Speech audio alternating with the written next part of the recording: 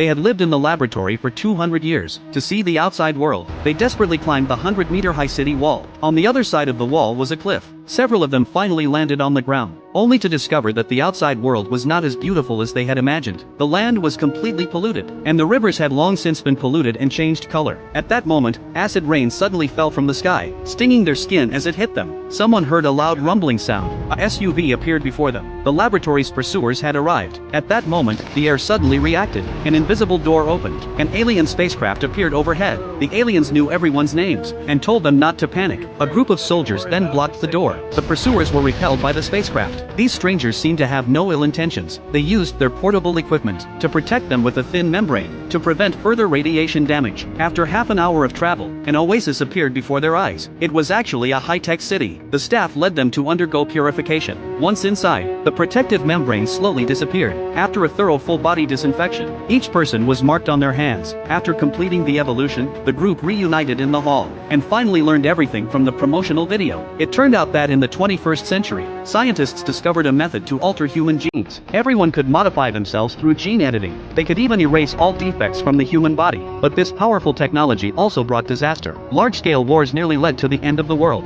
Human genes were permanently destroyed. There was no way to restore them. But fortunately, a small group of people retained their complete genes. They established the Gene Management Bureau 200 years ago and transformed the city of Chicago into a laboratory. They sent a group of volunteers who had lost their memories and strictly controlled their lifestyle. They hoped to find people among their descendants whose genes had been naturally repaired. Now a miracle has occurred. Lise was brought to the top floor of the city. The director of the Genetic Management Bureau was very excited. Since Lise was born, the Genetic Management Bureau had been closely monitoring her. From long-term observation, he is likely to be a genetically intact individual. However, Liz directly heads toward the spaceship. The director confidently believes that she will not take off, but unexpectedly, the spaceship really takes off. She takes all her companions with her, and a terrible war has already begun. As the button is pressed, the potion begins to vaporize. She will erase the memories of everyone in the city. The city falls instantly, and the residents rush to escape.